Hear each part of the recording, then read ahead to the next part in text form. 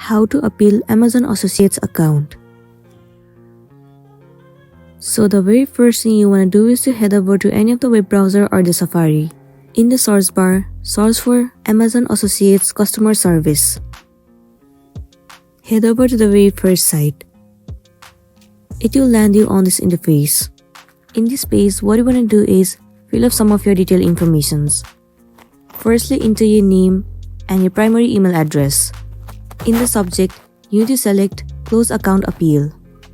After that, enter your associate ID, website URL, payee name, and also the comments. In the comment section, you need to enter the problem that you have been facing on Amazon Associates. You can simply write that you want to appeal your Amazon Associates account. Also write that you haven't done any of the activities that is against the community guidelines of the Amazon Associates. Once you have written the comments, over here type the characters in the above image and then tap on Send Email. The email will be successfully sent to the Amazon Associates support.